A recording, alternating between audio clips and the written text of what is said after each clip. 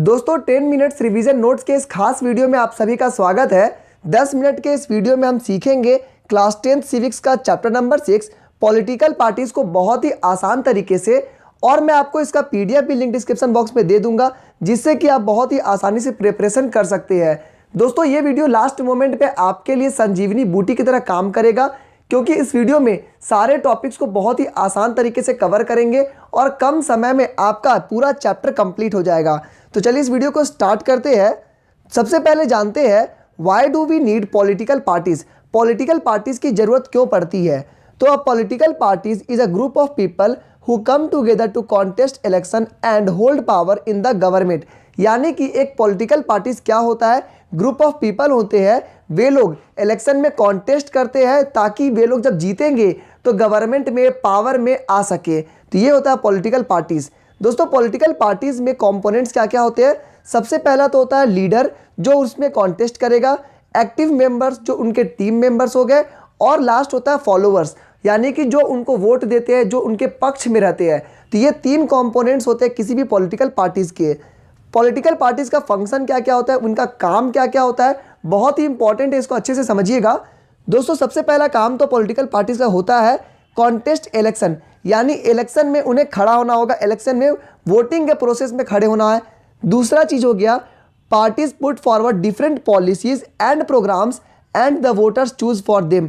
Parties क्या करते हैं? अलग अलग पॉलिसीज, अलग अलग प्रोग्राम्स, अलग अलग आइडियोलॉजी के साथ आते हैं ताकि वोटर्स को जो पसंद हो उनमें से चुन सके। पार्टीज का एक बहुत ही बड़ा रोल होता है लॉज बनाने में कंट्री में, यानी जो भी कंट्री में लॉ बनते हैं वे सारे कौन बनाते हैं? पॉलिटिकल पार्टीज ही बनाते हैं। Parties form and run government. जो पार्टीज होते हैं वही लोग गवर्नमेंट बनाते हैं और गवर्नमेंट को चलाने का काम भी वही करते हैं। दोस्तों मान के चलिए कोई पार्टी हार जाता है, यानी कि 50% से कम उनका मेजॉरिटी आता है, तो वैसे पार्टी क्या करेंगे? ऑपोजिशन का रोल अदा करेंगे, यानी वे भी गवर्नमेंट में रहेंगे और सरकार की जो भी गलतियां होंगी उनको निकालेंगे, उनको अपोज करेंगे। तो lost party play the role of opposition. याद रखिएगा पार्टी शेप पब्लिक ओपिनियन।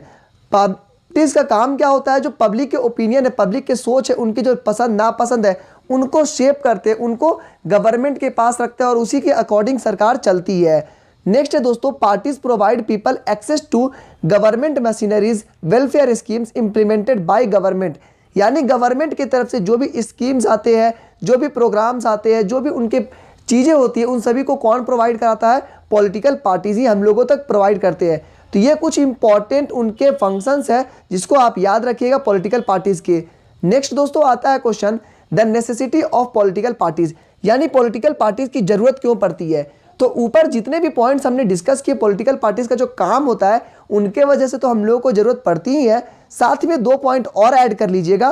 पहला हो जाता है कि उनका अलग अलग व्यूज, अलग अलग जो आइडियोलॉजी होता है उनके साथ आते हैं, तो हमारे पास एक चॉइस मिलता है कि जो हमें पसंद है उस तरह से हम पॉलिटिकल पार्टीज को चुन सके। तो उनका क्या होता है? डिफरेंट व्यूज, अलग अलग तरह का उनका आइडियोलॉजी होता है। नेक्स्ट है they work as a mechanism to support और restrain the government, make policy, justify और अपोज देम। उनका दोस्तों बेसिकली सबसे इंपॉर्टेंट काम होता है गवर्नमेंट में रहना और सरकार में अलग अलग पॉलिसी बनाना, अलग अलग लॉ बनाना, और कुछ गलत है तो उस पर अपोज करना जो पार्टी हार जाती है। तो ये कुछ पॉलिटिकल पार्टीज के वर्क होते हैं। इन सभी को बहुत ही अच्छे से आप अपने लैंग्वेज में एक्सप्लेन कर सकते हैं। नेक्स्ट दोस्तों बात करते हैं how many parties should we have. हम लोगों के पास दोस्तों अगर इंडिया की बात करें तो कितनी पार्टीज अभी तक है? तो टोटल बात करेंगे तो दोस्तों अभी हम लोगों के पास करीब 750 पार्टीज जो कि रजिस्टर हुई है इलेक्शन कमीशन ऑफ इंडिया में। इलेक्शन कमीशन ऑफ इंडिया में सारे पार्टीज को रजिस्टर होना पड़ता है तभी वे इलेक्शन में खड़े हो सकते हैं। तो टोटल 750 ऐसी पार्टीज है जो इलेक्शन कमीशन ऑफ इंडिया में रजिस्टर किए गए हैं लगभग, ये एग्जैक्ट फिगर नहीं है। दोस्तों अब बात करते हैं वन पार्टी, टू पार्टी और मल्टी पार्टी सिस्टम क्या होता है। वन पार्टी सिस्टम एक ऐसा सिस्टम होता है जिसमें सिर्फ एक ही पार्टी को अलाउ होता है control and run the government, यानी एक ही पार्टी को ऐसा मौका मिलता है कि वे आए और वे अपना सरकार चलाए और सरकार की पॉलिसीज बनाए। टू पार्टी सिस्टम में क्या होता है? दो पार्टीज के बीच में बेसिकली कंपटीशन होता है और या तो आप ए वाले को चुनिए या तो आप बी वाले को चुनिए, दोनों में से किसी एक को ही बस चुनना है। मल्टी पार्टी सिस्टम में क्या होता है? बहुत सारे पार्टीज होती है, वे लोग इलेक्शन में खड़ी होती है, जो आपको पसंद आप चुन सकते हैं। तो बेसिकली इंडिया में क्या है, मल्टी पार्टी सिस्टम है, ये आपको याद रखना होगा। दोस्तों अलग अलग पार्टीज अगर इलेक्शन होने से पहले मतलब जीतने से पहले अगर अलग अलग पार्टीज आपस में फ्रेंडशिप कर लेते हैं, आपस में एक साथ हो जाते हैं ताकि इलेक्शन में खड़े हो और बहुत बड़े लेवल पे वे लोग जीत हासिल करें, इसे हम लोग अलायंस कहते हैं। याद रखिएगा दोस्तों, अगर एग्जामिनेशन में पूछा जाएगा अलायंस क्या होता है तो आप क्या कहेंगे, when several parties in a multi party system join hands for the purpose of contesting election and winning power, it is called alliance. यानी कि इलेक्शन होने से पहले अगर बहुत सारी पार्टीज आपस में मिल जाए ताकि इलेक्शन में उनका एक बहुत ही बड़ा रोल हो, तो इसे कहेंगे हम लोग अलायंस।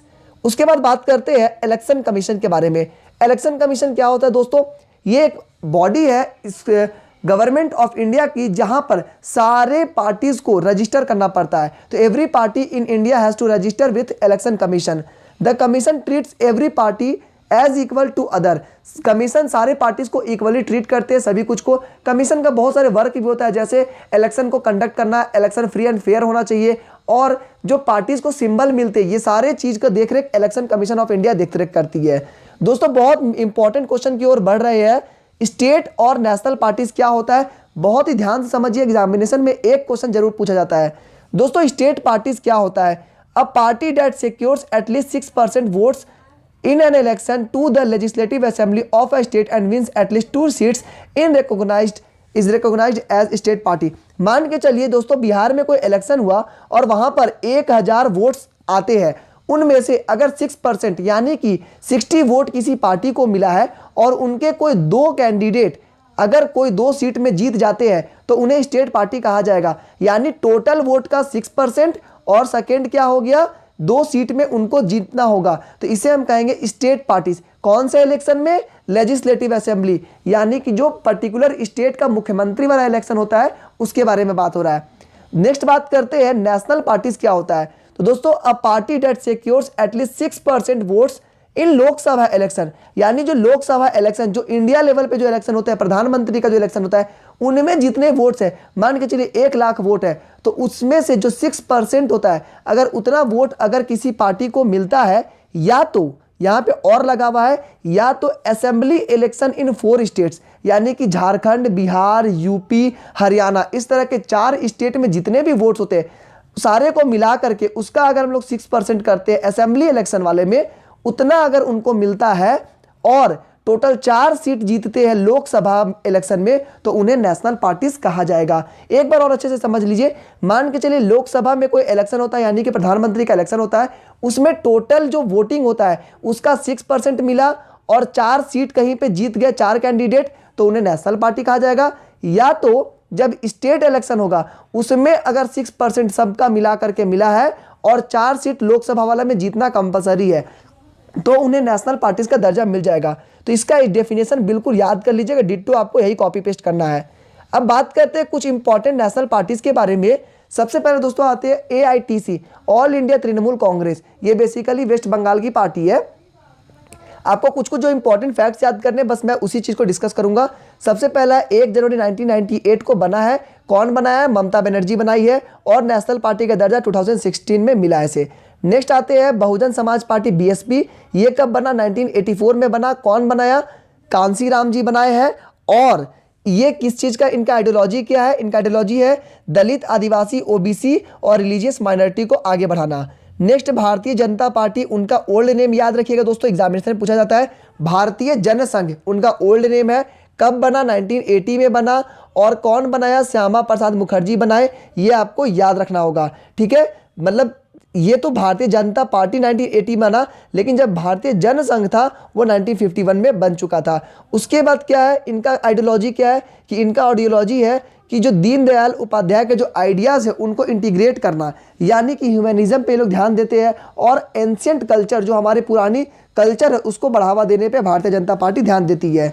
नेक्स्ट है CPI, communist party of India.